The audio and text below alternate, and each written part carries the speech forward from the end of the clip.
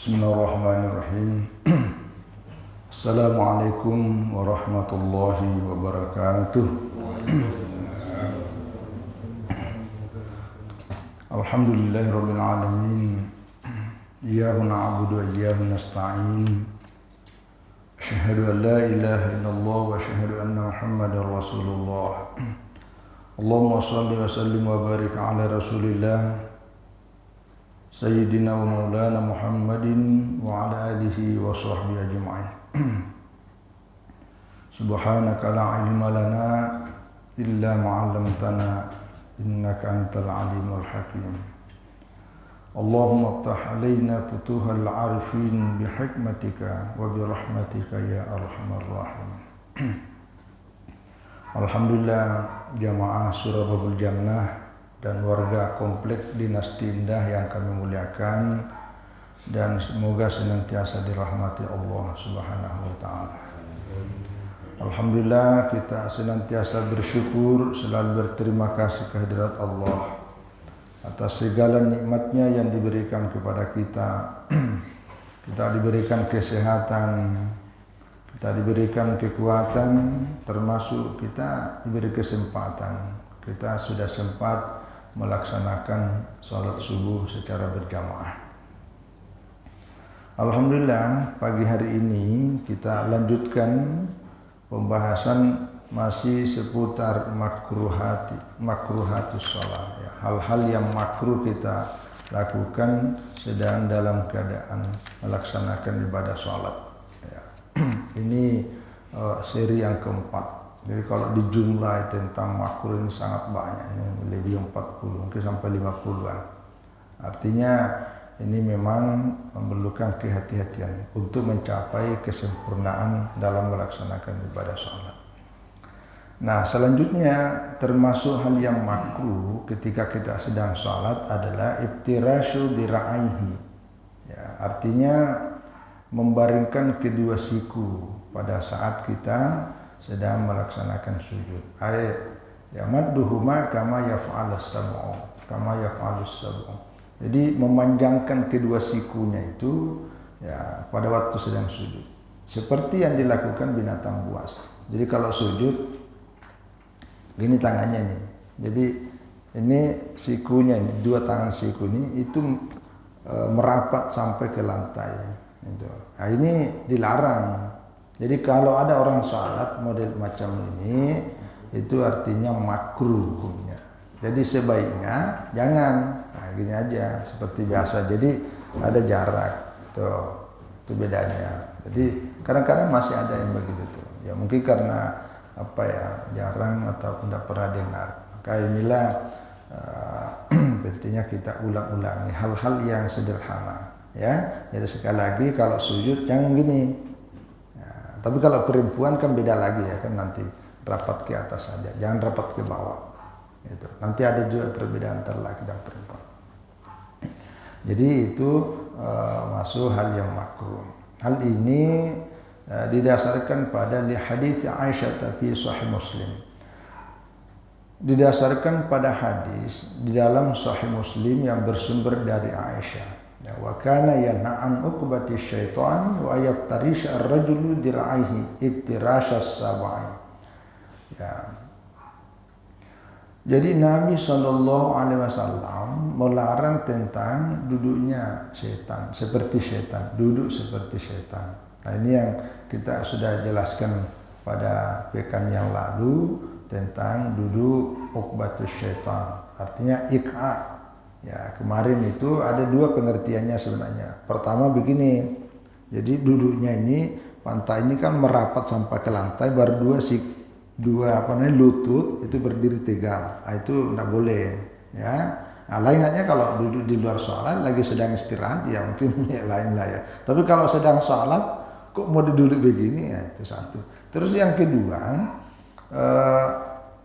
cara yang termasuk dalam pengertian ini sebagian para ulama itu ketika duduk itu tumitnya itu berdiri naik ke atas, baru di atas tumit itulah duduk. Nah, macam gini kira-kira ini. Jadi ini.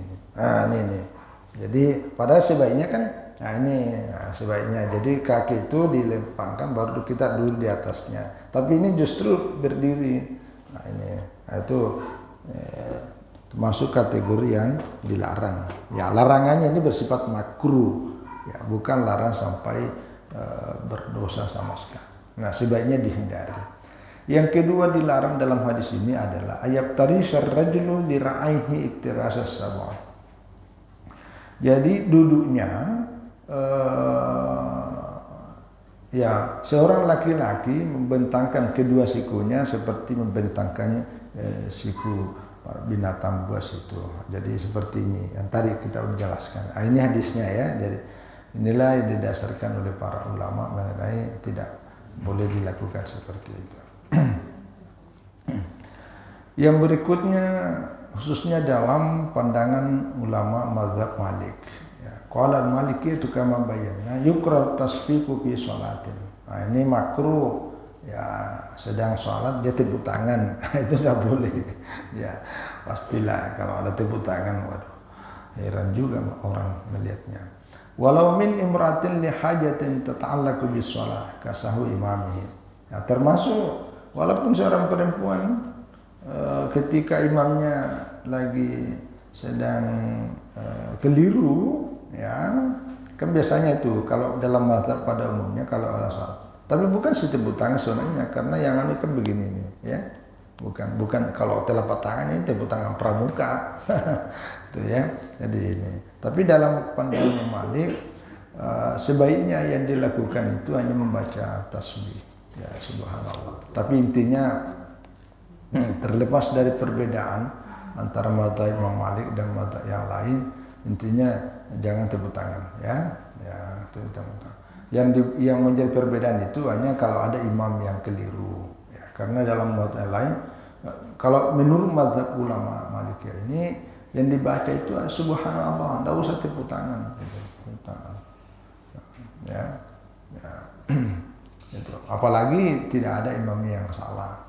Ya, tepuk tangan itu makruh. Yang berikut makruh ini.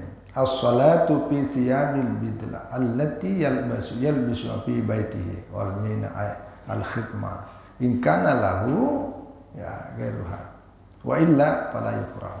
Nah ini. Jadi salat dengan menggunakan pakaian yang buruk, ya pakaian jelek. Artinya pakaian seadanya. Ya pakaian yang biasa dipakai bekerja sehari-hari di rumahnya. Ya apalagi kalau pakai baju kaos yang biasa dipakai pergi kebun, itu jangan, itu makruh. Itu. Nah, jadi artinya karena lawannya makruh ini kan sunat. Sementara ketika kita laksanakan sholat itu disunatkan pakaian yang bagus-bagus. Ya walaupun juga tidak bagus-bagus amat. Apalagi kalau sholat Jumat, apalagi kalau sholat Idul Fitri, Idul Adha, itu disunatkan pakaian terbaik. Pakaian terbaik itu disunatkan. Nah, ketika kita sholat menggunakan pakaian apa adanya, apalagi pakaian itu malu kita memakai pakaian itu ke hadapan orang, itu sebaiknya jangan. Kan kadang-kadang kita ini kalau ada tamu, kita kan malu pakai pakaian itu. Tapi begitu sholat, kok enggak malu? Nah, itu, ya. Nah, itu makruh hukumnya. Nah, tapi alhamdulillah kita, misalnya di surau ini, kita punya pakaian khusus kalau mau sholat. Nah, macam inilah, macam inilah. Jadi pakaian disiapkan. Ya, jadi seperti kita cerita yang pernah kita sampaikan kalau salah pekan lalu atau sebelum-sebelumnya. Jadi ada orang memang menyiapkan pakaian khusus. Jadi ada ruang, kalau misalnya perempuan kan ada di rumah. Tapi kalau laki-laki memang ya di masjid misalnya, itu memang disiapkan pakaian khusus ya untuk pergi sholat, ganti lagi. Jangan pakaian itu juga dipakai. Ya kecuali sih ada hal-hal tertentu yang memang kita tidak sempat lagi. Saya dalam perjalanan memakai numpang dengan mobil umum ya bisa. Tapi kalau mobil pribadi, itu di mobil bisa kita siapkan pakaian khusus. Begitu kita singgah, di masjid, baru kita sholat memakai pakaian itu. Nah, itu bagus tuh ya. Jadi sekali lagi makruh kita sholat memakai pakaian jelek, pakaian buruk, pakaian biasa dipakai kerja sehari-hari. Ya, kalau masih ada pakaian yang lainnya, nah itu. Kalau tidak ada yang lain, cuma itu ya apa boleh buat. Itu sudah tidak makruh. Ya syukur-syukur karena masih mau sholat. Itu ya. Kenapa? Karena Allah Subhanahu wa taala dalam Al-Qur'an pada surat Al-A'raf ayat 31 Allah berfirman, "Khudzu zinatakum 'inda kulli masjidin." Artinya khudzu zinatakum, ya, ambillah pakaian. Artinya pakailah pakaian yang bagus. Inda kulli masjidin, setiap kali masuk masjid. Masjid yang disebut dalam hadis ini, tapi yang dimaksud adalah sholat, ayat sholatin. Jadi inda kulli masjidin, maksudnya inda kulli sholatin. Ya, jadi pakailah pakaianmu bagus-bagus. Ya, setiap kali masuk masjid, maksudnya setiap kali sholat. Nah, jadi ini tambahan saja. Ini kaitannya ilmu tafsir. Jadi kadang-kadang di dalam Al-Quran lain yang disebut, lain yang dimaksud. Nah, macam ini yang disebut masjid, tapi yang dimaksud sholat. Kenapa? Karena salah satu fungsi utama sebuah masjid dibangun untuk ditempati sholat. Nah itu, ya. Jadi yang dimaksudkan itu adalah fungsinya. Ya, sama juga. Ada ayat dalam Al-Quran menyebutkan tentang pakaian. Ya, hunna libasul lakum wa antum libasul lahunna. Ini ayat berkaitan dengan suami istri. Ya, hunna libasul lakum. Istri-istri itu pakaian buat para suami. Ya, wa antum, dan kalian para suami, hunna, ya. Dan wa antum libasul lahunna, dan kalian para suami adalah libasul lahunna, pakaian buat para istri. Pakaian. Jangan bilang, oh ini dulu ada yang nanya ini apa ya, vulgar sekali. Pakaian itu kayak dipakai. Ya, kalau udah pakaiannya udah robek-robek, pakaiannya udah apa itu lusuh-lusuh, ndaan lagi, ganti aja pakaian. Bukan begitu. Karena yang dipikir itu pakaian. Bukan, yang dimaksud pakaian itu fungsinya pakaian. Apa fungsinya pakaian? Ya fungsinya pakaian untuk menutupi, melindungi diri kita. Coba kalau pagi-pagi, subuh-subuh seperti ini pergi sholat tidak pakai pakaian, kan dingin kita. Nah jadi itu gunanya. Jadi disebutkan pakaian, ya, yang dimaksud fungsinya. Jadi fungsi istri terhadap suaminya adalah menutupi keburukan, menutupi kejelekan, menutupi kelemahan yang ada pada suami. Begitu juga sebaliknya, suami berfungsi seperti pakaian untuk menutupi kekurangan, kejelekan, dan kelemahan yang ada pada istrinya. Nah, itu namanya pakaian. Nah, inilah hebatnya Al-Quran. Ya, jadi jangan dipahami seperti apa adanya yang tertulis, tapi yang dimaksud itu fungsi. Nah, sama dengan tadi ini ya. Nah, itu kaitannya tafsir. Selanjutnya termasuk hal yang makruh ya kita lakukan pada waktu sholat, terutama pada laki-laki ini, as-salatu fi sarawili awil izari ya ma'al qudrati ala ya labsil qamis. Nah, ini hampir sama sih sebenarnya. Jadi kalau tadi ini ya pakaiannya pakaian buruk, jelek, tidak pantas. Kalau ini sholat hanya cuma celana. Ya, cuma celana. Ya, biasa kita kan pakai, kalau kita Indonesia ini kan apa namanya? Celana panjang, apalagi lepis. Itu ya. Lepis itu. Nah, sebaiknya selain itu awil izari mal qurrati ala labus qamis. Ya, atau semata-mata cuma satu. Padahal sebenarnya masih mampu memakai pakaian secara lengkap. Ya, gamis. Nah, inilah gamis ini ya. Jadi dalamnya ada sarung, kita pakai sarung nih, nah, ada sarung, nah, baru bulannya nih gamis. Nah itu intinya, ya itu intinya tuh memakai pakaian lengkap. yang pantas, yang sudah terbiasa. Itu intinya. Ya, ya kita pun juga kadang-kadang kalau di kantor ya, di kantor kan udah sempat. Ya, apalagi kalau kita mau berjamaah di kantor udah sempat lagi, kita pakai celana. Tapi celana yang diyakini tentang kebersihannya. Ya, karena kalau di kantor kita tidak biasa dilihat pakai begini. Siapa ini? Nah, itu juga. Karena biasanya dia kita kan pakai ya biasalah pegawai kantor dan tapi intinya bersih, indah, rapi, ya itu sebenarnya. Ini yang termasuk makruh ini. Ini wassalatu hasiran ay kasifan litakasuli. Ini salat dalam keadaan terbuka kepalanya. Nah ini nih para ini. Jadi kalau kita salat sebaiknya ditutup kepala. Nah penutup kepalanya lah kalau kita kan pakai ini apa namanya songko ya, kopiah itu kopiah. Jadi sebaiknya jangan biasakan salat tidak pakai kopiah karena ini sudah dijelaskan itu makruh ya, makruh. Litakasudi hanya karena malasnya makai. Nah itu ya. Nah, kecuali sih kalau ada hal-hal tertentu. Wala ba'sa bihi bikasri tadal. Nah, tidak apa-apa kalau dia tidak memakai penutup kepala sama sekali karena untuk menunjukkan tentang ketawaduan, tentang rendah hatinya. Tapi kalau memang ya malas dah, enggak usah lah. Nah itu. Jadi sebaiknya pakai ya, apakah itu peci putih, apakah peci hitam atau sorban, pokoknya janganlah kepala terbuka sama sekali. Kita tidak bisa bedakan ini mau ke masjid, mau ke WC. Kan sama, tidak pakai kopiah, tidak pakai penutup kepala itu intinya ya. Jadi sekali lagi itu disunatkan. Ya, jangan dianggap sepele, Ya, bahkan sebenarnya saya belum buka ulang ini. Ya, dulu waktu masih aktif kita ngaji di pesantren, di kiai-kiai para ulama. Kalau kita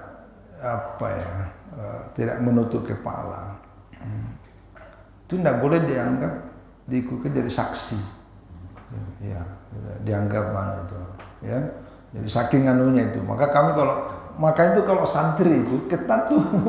Santri itu memang udah jadikan pakaian khusus, ada kopiah khusus, ada peci. Kalau sekarang ada peci, ya peci itu. Jadi kalau orang yang sudah terbiasa tidak menutup kepala sama sekali, itu tidak boleh dianggap jadi saksi. Nah, kenapa? Karena saksi itu orang-orang yang betul-betul adil, orang yang betul-betul bertakwa. Jadi kalau hal-hal seperti itu itu mengabaikan masalah-masalah agama. Jadi makanya kalau kita ya paling tidak topi anak muda itu, ya topi itu boleh. Nanti kalau sholat tinggal dibalik aja gitu. Itu. Yang penting kepala tidak ya terbuka. Kecuali tadi itu ya, kalau orang yang tidak menutup kepalanya tapi memang ada tujuannya untuk menandakan kerendah hatian, situ tidak apa-apa. Ya. Itu intinya sebenarnya. Karena li'anna mabniya shalah 'alal khusyuk. Karena pada prinsipnya ya semua pakaian atau gerakan bacaan yang kita baca dalam salat pada prinsipnya supaya kita menambah kehusyuan. Itu intinya, ya. Betul. Jadi sekali lagi wal mustahabu syar'an ayyusallaju fi thawbaini, ya kamisun waridain. Jadi pada disunatkan ya dalam agama ini kalau salat bagi seorang laki-laki yang minimal 2 pakaian lah, yaitu memakai celana dan sekelus pakaian. Ya. Rawa Abu Daud wa ghairuhu an Ibnu Umar radhiyallahu anhuma. Ya, Imam Abu Daud dan imam-imam ahli hadis lainnya meriwayatkan dari Ibnu Umar radhiyallahu anhuma. Anna Nabiy sallallahu alaihi wasallam, ya, bahwa Nabi sallallahu alaihi wasallam bersabda, "Idza shalla ahadukum falyabis thawbaihi." Ya, apabila salah seorang di antara kalian salat, maka pakailah 2 buah pakaian. Ya, jangan cuma celana, tapi celana dalam dan di luar pakaian lengkap. Fa innallaha ahaqqu man tazayyana lahu. Ya, karena sesungguhnya Allah dialah yang paling berhak kita memakai pakaian berhias. Ya, hasilnya begitu. Ya, jadi pakaian yang kita pakai yang terbaik untuk berhias diri memakaian, sesungguhnya niatnya yang paling bagus itu hanya diperuntukkan untuk Allah. Masa kita ketika berhadapan Allah memakai pakaian tidak pantas, tapi begitu berhadapan dengan yang lain, dengan manusia, kita sangat merasa malu. Itu nah. Faman lam yakul lahu thawbani falyatazir idza shalla. Apabila ya tidak mendapatkan dua pakaian, maka cukuplah dengan satu. Falyatazir idza shalla, kalau salat ya. Wala yastamilu istimal al-yahud. Ya, janganlah salatnya seperti salat orang-orang Yahudi. Ya. Jadi sekali lagi ya mungkin cara salatnya Yahudi ini tidak seperti ini. Ya apa ada. Kalau kita sebalik bagus. Nah, termasuk makruh juga ini. Ini. As-salatu bi thiyabin fiha tasawirul hayawani wal insan. Salat memakai pakaian yang bergambar. Ya, kalau di sini hanya dua disebutkan, yaitu bergambar dengan gambar hewan, binatang, dan gambar manusia. Nah, ini manusia ini kalau pakai baju kos ini kampanye paslon. Jadi hati-hati tuh. Pakailah pada waktu kampanye, tapi pada waktu mau salat tolong digantilah. Karena nanti apalagi kalau di belakang Allah kelihatan betul. Ya, nanti ada orang pas berdiri di belakang, sudah habis bacaannya, tinggal menunggu aba-aba dari imam untuk ruku, tapi karena lama tidak ruku, akhirnya kelihatan, waduh, dibaca dari depannya. Kalau yang di depannya pas calon yang dia pilih, itu masih mendingan. Tapi kalau paslon yang dia pilih tidak sesuai itu, pasti mungkin dalam hatinya muncullah, itu merusak kehusuan orang yang sedang salat. ya, jadi pakaian yang ada gambar hewan. Ya, kenapa hewan dan manusia? Karena hewan dan manusia ini adalah makhluk yang bernyawa. Itu ya, makhluk yang bernyawa. Jadi karena lain lagi kalau makhluk apa itu yang seperti ya gunung dan tapi sebaiknya sih gambar itu karena itu tadi mengurangi ya merusak, mengganggu kehusuan. Ya. Sama dengan kalau kita sih tulisan itu salat apa tuh sarung gajah duduk itu kan tulisannya ditaruh di belakang. Pas dibawa lagi dekat tempat sujud itu. Jadi pas baca, aduh, gajah duduk di baju. Wadimur. Wadimar dan seterusnya gitu ya. Jadi sebaiknya diputar aja, taruh di atas. Kalau saya biasa mutar aja, taruh depan. Ya, tapi ya itulah tadi enggak apa-apa ya masalah itu gambarnya tidak sesuai. Tapi yang penting tulisan itu terhindar dari orang lain. Itu intinya ya. Liqauli Abi Talha sesuai dengan sebuah hadis yang bersumber dari Abi Talha. Ya. Kata Abi Talha, sami'tu Rasulullah sallallahu alaihi wasallam yaqul. Saya mendengar langsung Rasulullah sallallahu alaihi wasallam bersabda, la tadkhulul malaikatu baitan fihi kalbun wala suratun. Jadi malaikat tidak akan masuk dalam rumah yang di dalamnya ada kalbun, anjing, wala suratun, dan juga tidak akan masuk ke dalam rumah yang di dalamnya ada suratun. Nah, ini surah. Nah, surah ini pengertian awalnya itu kan patung. Ya, tapi banyak juga orang yang memaknai dalam pengertian gambar. Nah, seperti yang dimaksudkan ini. Patung ini patung yang bernyawa yang dianggap layak untuk disembah. Itu ya. Ya, jadi sebaiknya enggak. Apalagi gambarnya gambar anjing lagi. Waduh. Ya. Nah, itu dasarnya. Jadi maksudnya ini dilarang. Ya, maksudnya itu malaikat tidak masuk kan artinya rahmat Allah itu tidak menjauh dari kita. Ya, menjauh dari kita. Nah, begitu juga dalam salat. Karena ya wali'annahu ya karena yusabbihu hamilas sanam. Ya, karena itu menyerupai ya sama dengan berhala. Kan ada juga hadis lain kalau ada gambar-gambar yang dianggap sesembahan itu jangan, itu menyembah ya. Ya, wali hadis Aisyah radhiyallahu anha anil Bukhari an Anas. Ada juga hadis yang diriwayatkan oleh Imam Bukhari dari Anas bin Malik, disabdakan Nabi SAW kepada Aisyah, ya, karena kiramun ya sitrun rakak ya li Aisyah satarat bihi janiba baitiha. Jadi di rumah Aisyah ini ada semacam tirai, ada tirai yang macam kita punya itu tirai penutup. Nah, tirai itu tipis, di situ ada gambar.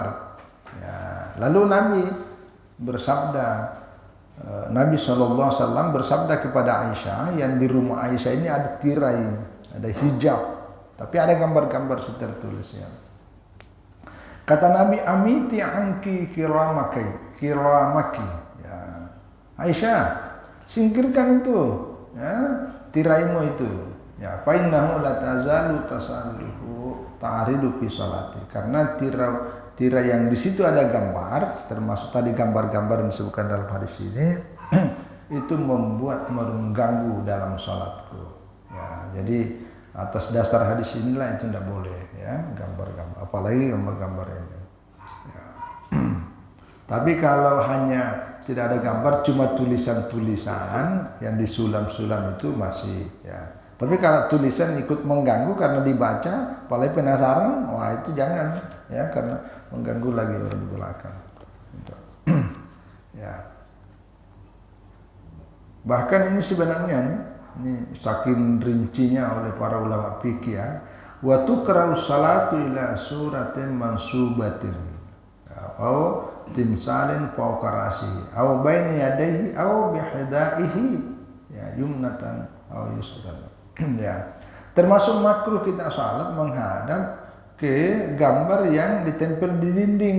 Jadi kalau ada itu gambar terutama gambar ya foto yang besar itu ya, kepala besar. Itu sebaiknya sholat yang menghadap ke situ tuh. Ini saking detailnya. Ini baru lama pikir ya. Ya. Nah, termasuk apalagi kalau ada patung ya di atas misalnya. Kalau ini tadi kan pas menghadap di situ tuh. Nah, kalau ini patungnya ada di atas nih kan biasa itu patung ditaruh di atas. Itu baru di bawahnya. Atau di depannya sama sekali di samping kiri atau kanan itu sebaiknya jangan. Artinya menghindarilah sholat di tempat seperti itu. Nah, termasuk walaupun bisa ada temasubah, sholat di atas bantal yang didirikan situ ada tulisannya. Tapi kalau berbaring tidak apa-apa karena diinjak. Nah, itu lain hukumnya. Kalau gambar yang diinjak, karena dalam pandang ulama Hanafi begitu diinjak berarti dianggap hina. Nah, itu lain. Tapi kalau dipajang, dihadapi, menghadap ke situ itu tidak boleh, itu makruh. Ya. Nah, cuma repot juga kalau misalnya di rumah sakit kan ada rumah sakit yang kita masuk ada situ tuh. Ini dilarang ini. Ya. Kalau diusir dari rumah sakit tambah sakit lah. Jadi artinya pintar-pintar aja kita ngambil posisi yang penting tidak persis menghadap ke situ ya. Ya. Tapi intinya ini yang dijaga ini. Hati itu jaga ya. Tapi sebaiknya secara hukum, secara syariah, selama kita bisa menghindari itu hindari. Ya. Wa yukra sujud ala surati walakan aswagira indal Hanabila wa Syafi'iyah. Dalam mazhab ulama mazhab Hambali dan Syafi'i itu juga makruh sujud ya atas gambar, walaupun gambar itu kecil. Nah, tapi kalau ulama Hanafiyah itu tidak makruh ya kalau ini, apalagi diinjak. Ya di bawah ini, karena itu dianggap tempat yang dihinakan. Ya, karena diinjak itu berarti yang diinjak tidak bagus. Itu enggak apa-apa. Ya.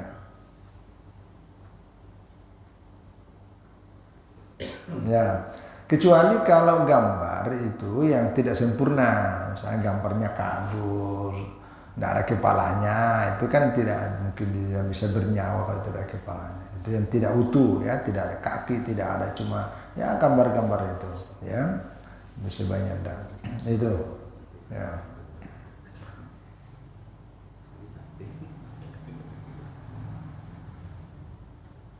Ya, artinya gambar-gambar, misalnya wala surah di ruhin minan nabat walahya. Kalau gambar-gambar macam tumbuh-tumbuhan yang tidak bernyawa itu tidak apa-apa ya. Yang tadi ini karena itu makhluk yang bernyawa itu tadi ya. Karena semua itu tidak disembah.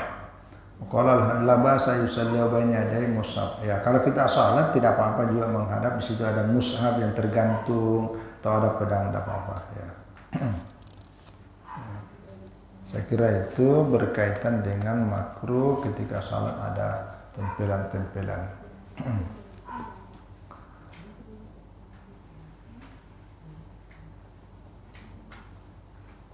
Nah ini juga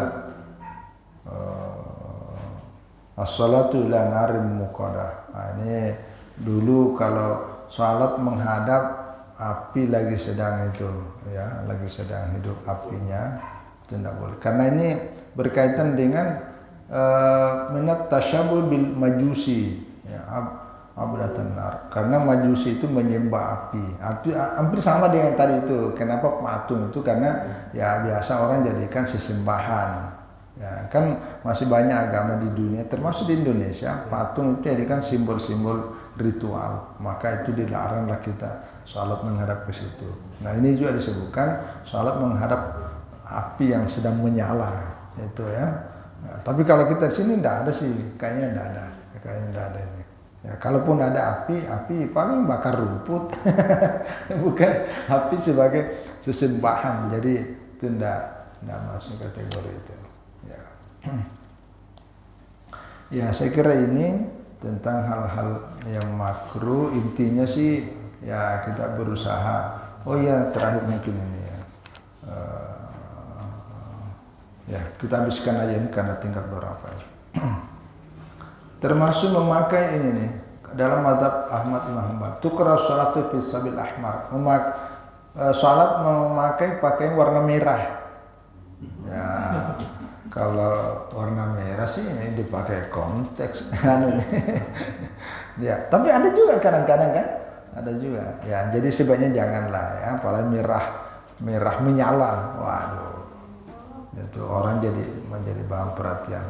Ya, itu dalam mazhab Ahmad bin Hanbal. Kama yukrahu lirijali labusu. Sebagaimana dimakruhkan juga bagi seorang laki-laki. Ya, karena ini didasarkan kepada rawa Ahmad hadis sahabat. Imam Ahmad meriwayatkan sebuah hadis yang bersumber dari sebagian sahabat. Katanya sahabat, nahani Rasulullah sallallahu alaihi wasallam. Nabi SAW melarangku memakai warna merah. Ya, wa Abdullah bin Amr diriwayatkan juga dari Abdullah bin Amr qala dakhala alayya Nabi sallallahu alaihi wasallam. Ya, rajulun alaihi burdan ahmar. Fasallama falam ya. Ya, jadi Nabi sallallahu alaihi wasallam pernah ada seseorang ya. Dakhala ala Nabi sallallahu alaihi wasallam rajulun alaihi burdan ahmar. Jadi ada seorang laki-laki datang kepada Nabi sallallahu alaihi wasallam dan dia memakai pakaian itu burda tapi warna merah semua. Lalu orang itu mengucapkan assalamualaikum ya Rasulullah. Nabi tidak menjawabnya. Tidak menjawab karena tidak suka pakaiannya. Tidak suka. Nabi tidak menjawabnya. Jadi menunjukkan bahwa Nabi tidak suka pakaian itu. Artinya Nabi melarang. Jadi melarang di luar, termasuk melarang ketika sholat.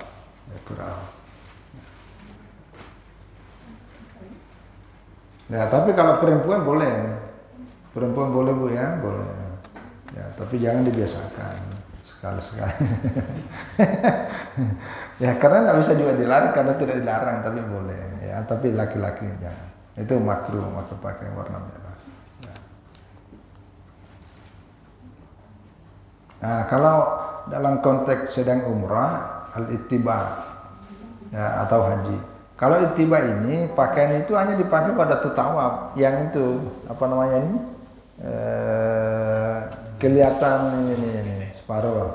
Jadi sini selendangnya taruh sini baru ini. Tapi itu pada waktu tawaf. Nanti kalau sudah selesai tawaf, lalu kemudian sholat sunat tawaf, itu kitanya ditutup rapi, itu. Karena itu makruh. Ya, kan ada sholat sunat setelah tawaf tuh. Kita sholat sunat di belakang makam Ibrahim, itu menjauh. Nah, pada tuh sholat sunatnya itu sudah dipasang lagi semua. Jangan masih seperti itu, tahu itu kelihatan. Itu makruh itu tiba, ya. Ya, untuk ya. Begitu juga sa'i, jangan sa'i pakai kelihatan. Sa'i itu karena bagian dari ibadah itu, ya. Itu mas. Tapi karena ini menjelaskan tentang ini, nah biasanya begini nih dipakai karena ini kan ittiba masih suasana itu pakaian sedang umrah atau sedang haji dasar. Kalau kita di sini kan enggak, enggak. Ya pada saat ihram itu. Ya al-ityanu biadkaril intiqali kat takbir wa tasmih wa tahmid fi ghairi mahalliha. Ya, jadi memindahkan ya zikir-zikir intiqal. Zikir intiqal itu berarti Allahu akbar, sami Allahu liman hamidah, rabbana lakal hamd. Nah, itu bacaan jangan dipindahkan ke tempat lain di luar pada waktu dan tempatnya. Begitu dibaca Sami Allahu liman hamidah pada waktu di tempat lain, nah itu jangan ditukar-tukar, itu makruh, ya. Nah, itu intinya, ya. Jadi dibaca pada tempatnya.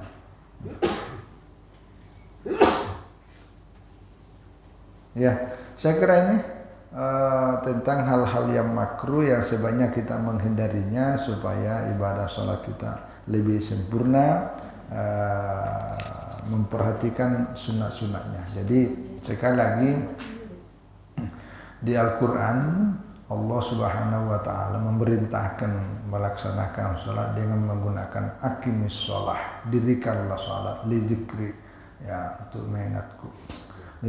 Aqimis sholata li duluki syamsi, dirikanlah sholat ketika matahari sudah terbenam. Aqimis sholata pada waktu ya ujung 2 pagi dan malam. Semua menggunakan akim, ya, dirikan, bukan sekedar laksanakan. Salah satu maknanya oleh ulama tafsir, dirikan itu laksanakan sempurna dengan perhatikan syaratnya, rukunnya, dan sunat-sunatnya. Nah, kalau kita menghindari hal-hal yang makruh, maka sudah termasuk dalam kategori akim. Tapi kalau makruhnya dilaksanakan berarti belum akimu. Nah, itu maknanya itu. Maka hal-hal yang seperti inilah yang saya kira perlu perhatikan. Karena ini hal-hal yang keseharian kita, keseharian. Saya kira ini sekali lagi terima kasih dan mohon maaf atas semua kekurangan. Wallahu a'lam bishawab. Wassalamualaikum warahmatullahi wabarakatuh.